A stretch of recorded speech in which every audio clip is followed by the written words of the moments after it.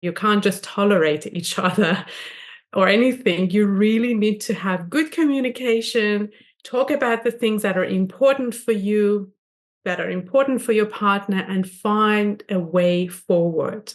Sometimes it's difficult, especially when it comes to sex and intimacy, because most people, we haven't been taught how to have conversations around sex. We don't have that language. So we may need extra support from a sexologist, a sex therapist, or a practitioner, a mental health practitioner who specializes in this area. And there is absolutely no shame around that because it's a very common human experience. This is NICU Babies Parent Support with Kathryn Whitaker, a podcast from Hand to Hold, a national nonprofit that provides free personalized support, resources, and community before, during, and after a NICU stay.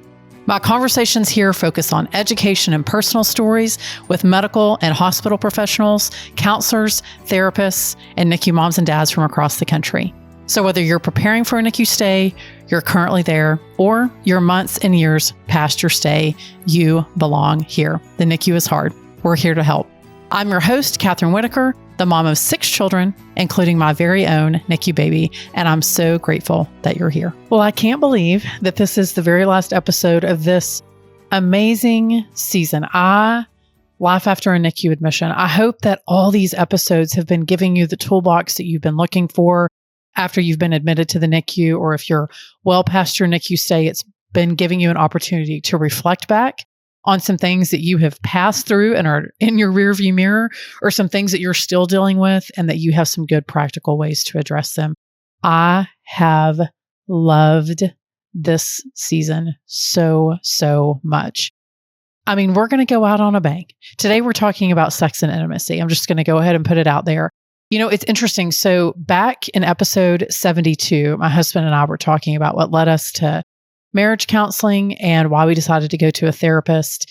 And in that episode, we talked about the thing that really opened the door for us to even go there was that our intimacy, the physical intimacy in our marriage, was struggling big time.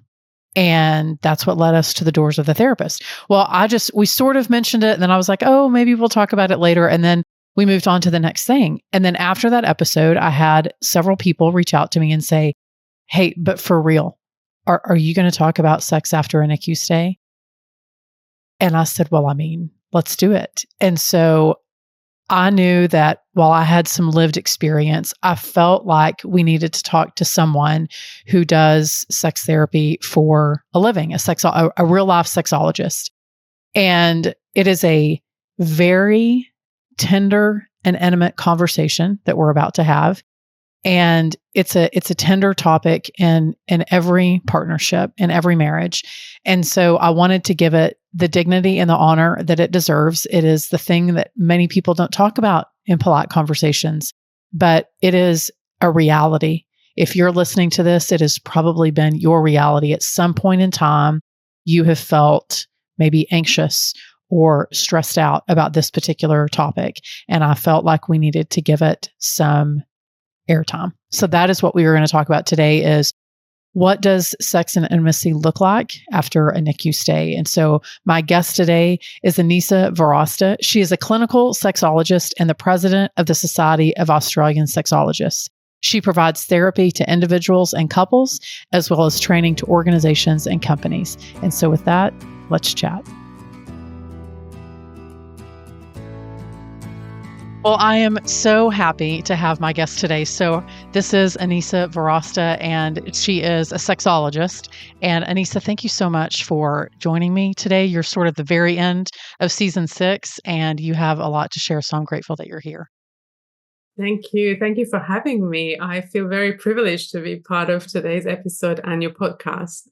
Well, I think that what we're going to talk about is something, one, that no one talks about in polite circles, but that almost every mom, whether she is a NICU mom or not, we talk about what is it like to have sex with your partner after you have a baby, whether that's a NICU baby or not.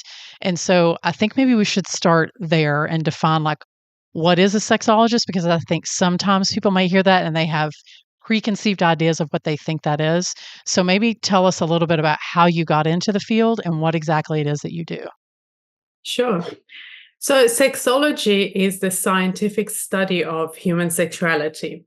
And specifically, a clinical sexologist, and that's me, is a trained professional who specializes in human sexuality. And part of my job is help individuals and couples navigate them through areas in which they may find themselves stuck or they're confused, they may need more information, or they want to improve their sexual or relational well-being.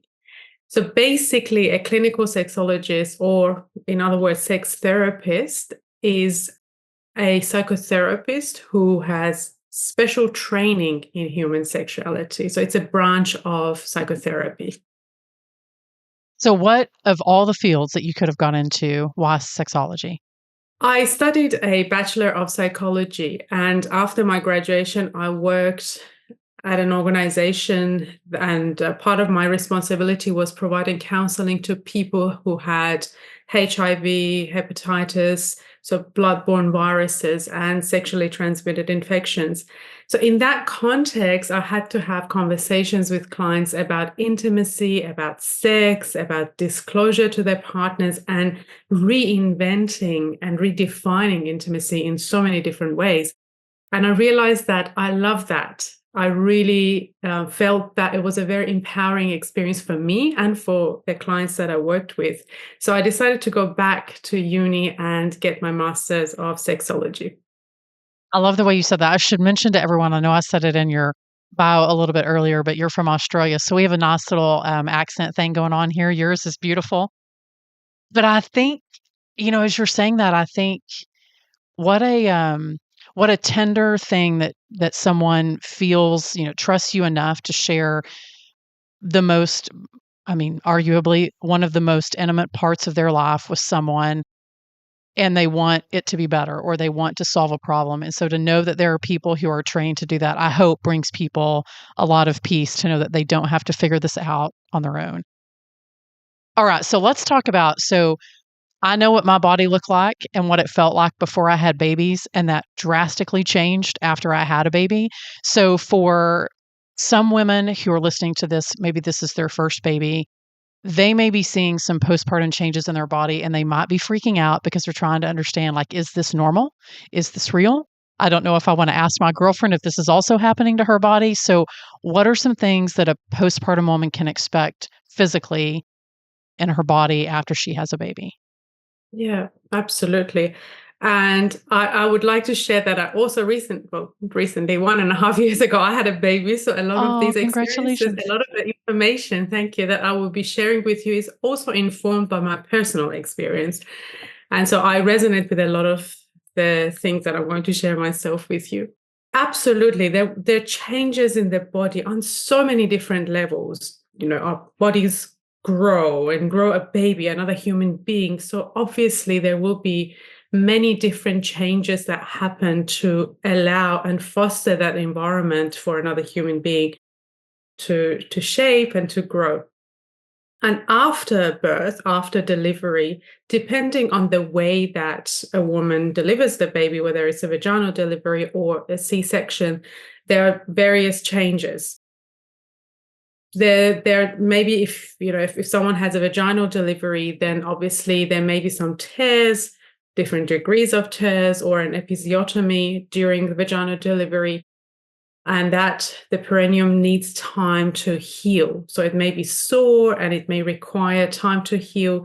So if you have any kind of pain or discomfort, I highly recommend you talking to your midwife or to your health professional to seek some support around that.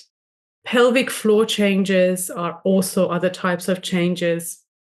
And I understand that you are going to have, or you may already have, a specialist talking about pelvic floor changes. And that is something that is really important because during especially a vaginal delivery, the pelvic floor muscles may be stretched or weakened. And so there needs to be some type of support and exercises to address that. And with a C-section delivery, obviously abdominal healing There needs to be a lot of time, and it usually requires more time than a vaginal delivery for the body to heal. So please do take your time. If you have any pain, if you have any discomfort, talk to your health professionals. And for both types of delivery, something that many people don't know is the hormonal fluctuations. And sometimes we use this cute term, baby blues. But in actual fact, it feels like a very horrible experience for many women, because the changes in the hormonal level is 1000% in the first 2 weeks. So their mood swings and their postpartum blues or depression, and that is absolutely normal. However, you don't have to go through that alone. Talk to someone. If you're staying at a hospital, ask to talk to a hospital social worker, or if you have a mental health therapist that you can contact, or to your friends and family. If it goes beyond that 2 weeks, it's something that really needs to be addressed, and you will need some professional support. I wanted to ask you this. No, I'm glad that you mentioned some of those things. I think maybe for some women, maybe we'll talk to the women who've never had a baby before. So this is their first baby. I mean, is it normal, Anisa, for someone? I know the answer to this question, but I want you to speak into it. Is it normal for sex to feel different, both how it feels when you have sex, but also just the whole experience, things that maybe were arousing whenever pre-baby, and then does it change post-baby? Like, how much of that is normal if you're walking into the bedroom with your partner and you're like, all of this feels like the first time all over again? Like, how normal is that? How does a woman approach that whenever it all feels different? Yeah. So normal, I think, is a term that is a bit tricky, because if we're talking about common, that is a very common experience, absolutely.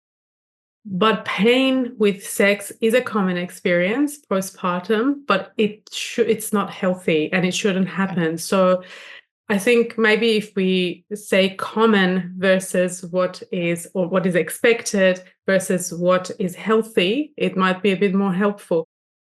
So basically, after birth, after delivery, after having a baby, your mind and your body will go through a lot of different changes. And it's not just physical, it's psychological, especially if it's your first baby. There are so many different adjustments that you need to make to your life. There may be a sense of loss around parts of your identity. Maybe there is less freedom that you experience and less mobility, especially if you have an NICU baby going, back and forth through hospital. There may be anxiety related to that. There may be fear related to the health and well-being of your baby. So it's a multifaceted experience. It's not just, being pregnant and then delivering the baby and then, okay, go back to normal and wanting to have sex with your partner.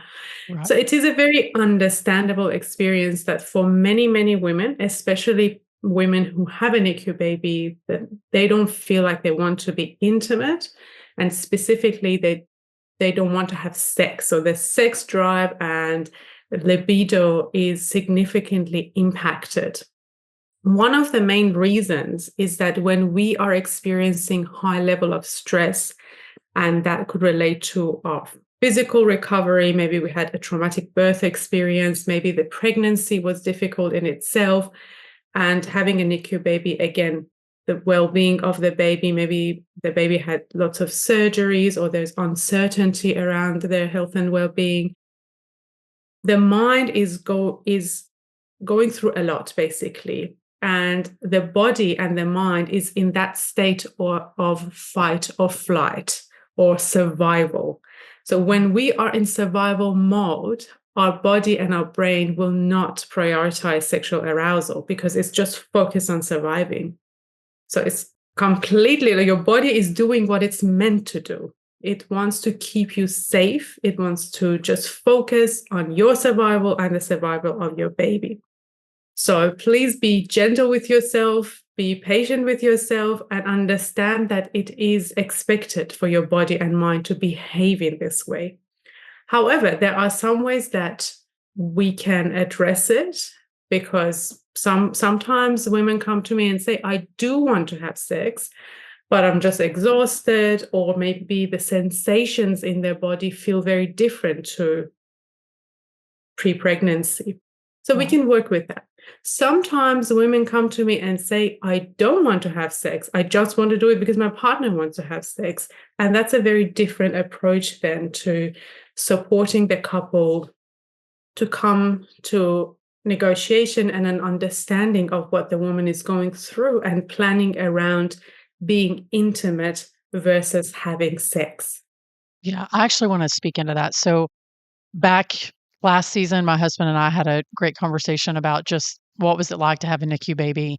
And we mentioned in that podcast episode that that was a major sex after having a NICU baby was a major point for us. In fact, so major that we ended up in a therapist's office, not a sex therapist, but a marriage therapist.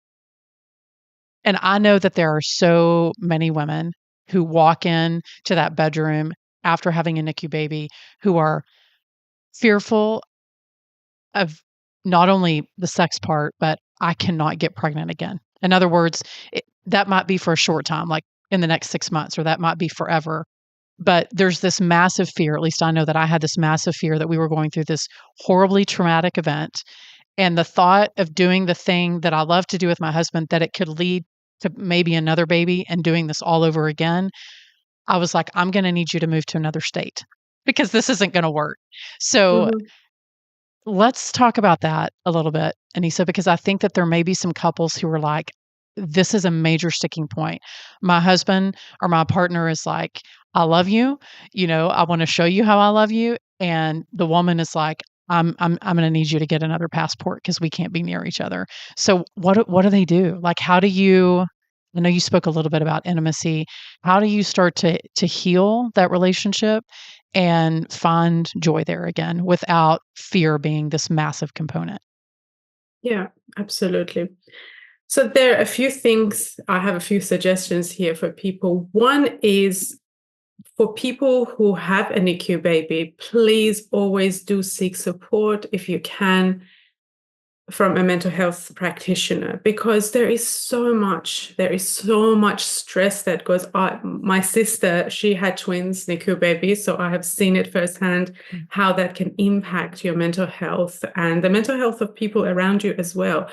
So if it's possible for you, if it's accessible, work with a mental health practitioner to support you through this process, through this journey. And if you've had it in the past, maybe the baby's healthy now, everything's good, but there are some components of traumatic experience that's still present in your life. So please do seek help, because that can have a direct impact on our libido, on the way that we want to be intimate, whether it be sex or otherwise, with our partners. So that mental health component is really important.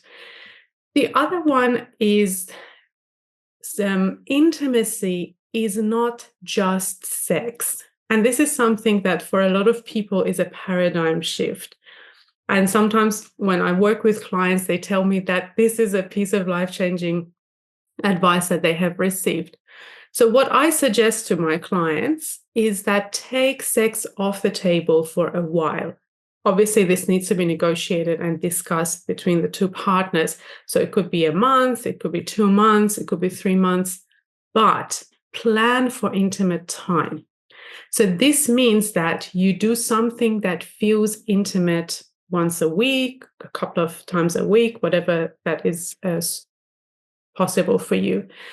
And it could be many different things. It could be maybe you give each other a nice full body massage, or just a shoulder rub. It could be extended kissing, gentle stroking of the face, shoulders, chest, whatever that feels soothing, intimate, and relaxing. And so having a look at intimacy through this lens can help people to connect with each other and be intimate with one another without the pressure of it having to lead to sex that can be painful for the woman, or that she may not have the desire to do that.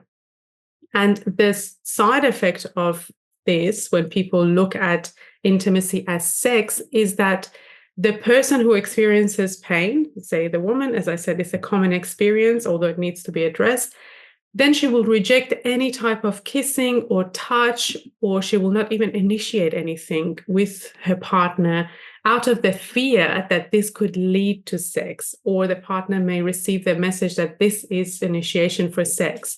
So then there is a gap bigger and bigger. That gap gets bigger and bigger by time, that people don't want to be near each other anymore because, and also from the male partner's perspective, maybe he feels rejected. That can have an impact on him as well. Or he feels like, I don't want to impose myself on her anymore, so I'll just leave it up to her to approach me. And she will never approach him and he will never approach her. So this becomes a big gap.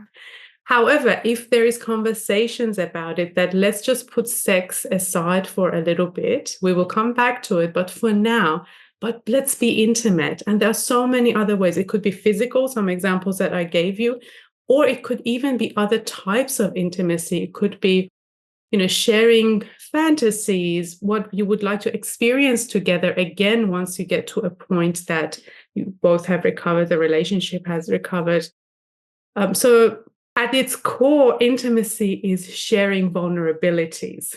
And how beautiful is it if we can be intimate in that way with our partner, that we can talk about our fears, our desires, our fantasies without the fear of being judged by them. This podcast is produced by Hand to Hold, a national nonprofit, but we're more than simply a podcast. Be sure to download our app in the Apple Store or on Google Play, or you can visit our website to discover all the ways that we can support you as a NICU parent at handtohold.org. You can join one of our support groups, sign up for counseling, find loss and bereavement support, request a peer mentor, or check out our educational resources and family stories. And all of that is at no cost to you. Anisa, I'm so grateful that you mentioned the intimacy part, because I think sometimes when we hear intimacy, our default is to go to the physical part. But there have been a lot of times, and I think this was one of the things that we took from our counseling sessions, is that there were a lot of opportunities for us to be really vulnerable with each other in a variety of ways. Some of it was emotional intimacy, like all those pieces and parts, I think, allowed us to be intimate, not physically, but in all the other ways. So then when we were intimate, when it became physical, all of those things sort of entered the picture and made it even better because we had taken the time to get to know each other and share some of the things that we don't always share, with that feel either, I don't want to say shameful, but feel too raw and too open. Like, if I share this with someone, are they still going to love me? Are they still going to like me? And so when you can take the sex part off the table and say, okay, so I love that advice. So if a couple is thinking like, all right, so there's this sex component, but then there's also what leads up to sex, because the sex parts, when you think about, I think it's one of the comedians talks about the male contribution to babies is like 6 or 7 seconds. Like, it's such a short amount of time, but like what are some of the things that a couple can do? I think, Anisa, if they take that sex part off the table and you're thinking about this extended period of time of getting to know one another, whether that's physical or in other ways, what's, your best advice, or the best way you think may help bridge that gap to get them to feel a little bit less fearful and a little bit more confident in what may happen when it becomes physical? One thing that comes to mind is that understanding that it's a phase and it will pass. It's a difficult phase. And I think the difficulty is because there's so much uncertainty around, okay, when are we getting back to a sense of normal again? Mm-hmm. However, having that understanding that it's a transition and it requires adjustments can help people not to see it, because when you're in it, you think like, oh, this is it. Like, we're not ever going back to where we were, or I'm never going to get my sexual needs met. But once you understand that it's a difficult phase and we're going to get through it together, maybe with support, maybe we will need support. And it also depends on whether there were issues or problems or conflicts prior to the NICU stay or having a baby. Because as you would know, Kathryn, having kids yourself, there any small stresses or conflicts in a relationship, they can go under a microscope really once you have kids, because there is so much that you need to change. You have your own needs, you have the needs of your kids, your babies, and life goes on. You may have a job, or you may be a stay-at-home mom, or your partner's working. So everyone's doing the best that they can, but there's so much adjustment. And therefore, even little bits that in the past you were like, okay, I'll just tolerate it. You need to address, like, you can't ignore them anymore. You can't just tolerate each other or anything. You really need to have good communication, talk about the things that are important for you, that are important for your partner, and find a way forward. Sometimes it's difficult, especially when it comes to sex and intimacy, because most people, we haven't been taught how to have conversations around sex. We don't have that language. So we may need extra support from a sexologist, a sex therapist, or a practitioner, a mental health practitioner who specializes in this area. And there is absolutely no shame around that, because it's a very common human experience. I see people from all walks of life in my office, and I just give them some tools, some communication skills and strategies to be able to have those conversations with each other, to talk about what I like, what I don't like, what are the values that we want to keep in our relationship, maybe our family values or personal values that are really important to me, and what are some things that maybe we need to look at again and reevaluate and say whether this is going to work for us or not. So this is more on a conceptual level, but on a very practical level as well, is talking with each other about, if you can, what is pleasurable for you? What is enjoyable for you? Because another difficulty for people is that we usually think of sex as intercourse in most relationships. And that can become problematic, because intercourse may not be possible for many different reasons for the couple. And so having other tools in your toolbox that you can bring out and still connect sexually with one another is really important. So being able to talk with each other and say what type of touch you enjoy, and exploring, getting to know each other during, just seeing this phase as an exploration phase. So instead of something very negative, thinking about it as an opportunity that we can get to know each other's bodies more. We can experiment with different thoughts and things and tools and ideas that we've maybe never have had the opportunity to do that in the past. I'm so glad that you mentioned asking the question, because I think a lot of times we are fearful to say when something feels good. We're afraid, like, should I say something? Should I not say something? But I mean, I think about my kids and positive reinforcement, like when they do something that I know is good, and I'm like, oh, that was so nice that you took out the trash, instead of telling them all the ways in which they were failing, in their chores. But when I think about it with my spouse, I don't think I ever really, like you said, it wasn't until we were taught, like, hey, maybe you should give some positive reinforcement to your partner about this feels really good, or hey, maybe instead of doing that, try this. Like, I think giving people permission to do that is important. I'm glad that you said it, because I don't think sometimes that we allow ourselves the ability to do that. Yes, absolutely. Absolutely. I want to switch gears for just a little bit. So, you talked a little bit about a sex therapist and a marriage therapist. How does someone, Anisa, know whether they should see one, the other, or both? Like, what particular circumstance would allow you to say, oh, this person might be able to help us address this, or this person might be able to help us address this? How does someone figure out who to see? And then the second part of that question is, how do you know you might need professional help? Yeah, sure. So a marriage counselor or a marriage therapist, their focus is mainly on the relationship. And most of the time, they don't address sexual issues or dysfunctions that may arise in the relationship. Sometimes marriage therapists and couple therapists, they have a special interest. They may have had additional training.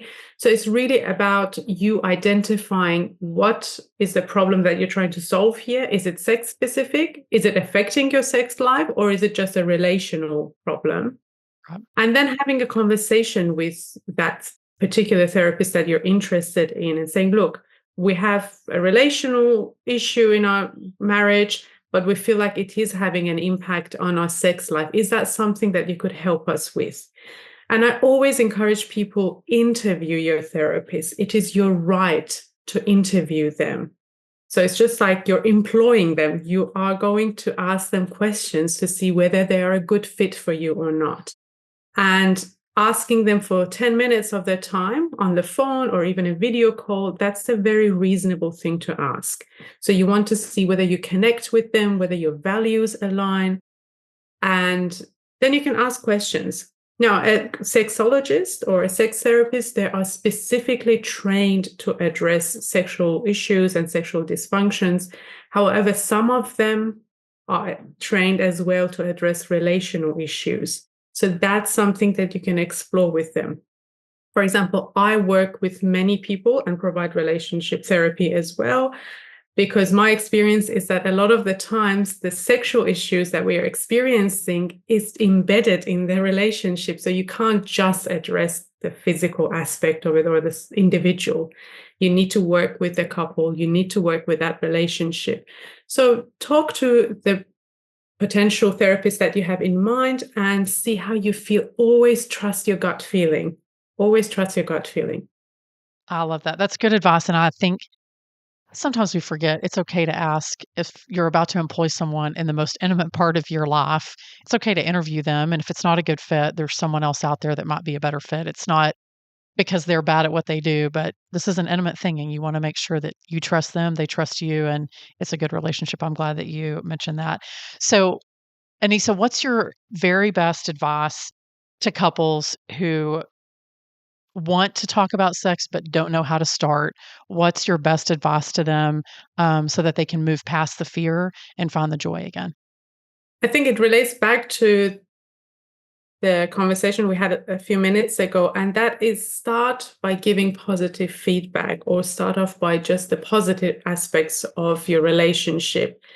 For example, if you're unhappy with how things are at the moment, instead of saying, well, you always reject me or you're never available, you can say something like, I really value the sexual connection that we have or we used to have, and I would love to have more of that. How can we make it work?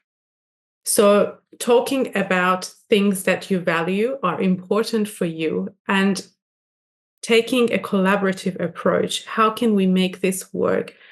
And asking the other person, what are the things that are important for you? Where are you at with your recovery, physical recovery, emotional recovery? Is that something that is important for you at this stage in time? And if, again, sex is not, then how can we still be intimate? Because sex, most of the time, the driver for sex is not physical, it's not biological, unlike what most people think. It's that seeking of connection, that human connection that we want, that psychological and emotional intimacy that we seek. So if as a human being, I'm continuously rejected by my partner, it affects my sense of self, my self-esteem, the way that I view myself. I may feel rejected and alone. So there's so many psychological things that the partner may be experiencing as well. But as I said, it doesn't have to be that way. There is always something that you can explore together, yourselves, or with the support of a therapist to come to a place of connection. It's so good. I love us asking advice from people, particularly when they are gifted and trained in that area. Like, how can we make this better? Because I know, and he says, I'm listening to this and I'm thinking about where I was 14 years ago. I'm in a very different place than I was, thankfully, back then. But I think I was fearful to have the conversation because I wasn't sure if I was going to like the answer. Like if I confessed this fear, that I have, is he still going to love me? Is he still going to want to stick around? And so it was, but at the same time, it was such a good place for us to be in our relationship, in the sense that we started to have conversations that I don't know if we would have had otherwise, unless we had this big, horrible, traumatic thing happen. Not that I wished for that to happen, but there was some fruit that came from that. And that was us having a much more intimate relationship in all the ways, because we finally started to have the conversations that we should have been having all those years ago. So I'm really grateful that you mentioned that.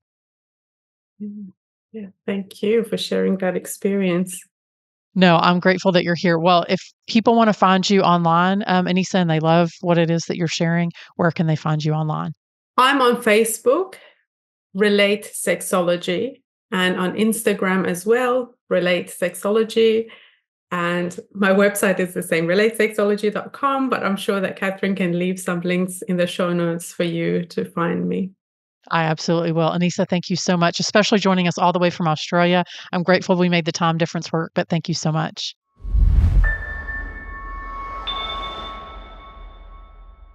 I can't think of a better way to end the season than with this really tender and beautiful conversation that Anisa and I had. And today's 2-minute take, I think it's worth saying, going to the bedroom does not fix the problem. Just having sex doesn't make it better. In fact, sometimes it can make it worse. And I think that when she was talking about sex is more than just the act of sex, like it encompasses more than that.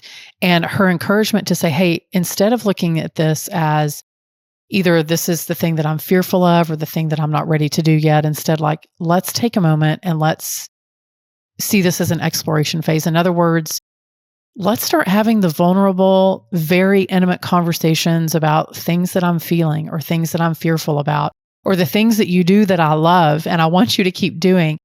What an invitation to sort of open up a whole new area of your marriage, of your partnership that you have never been able to address before, because maybe you just weren't ready to do that.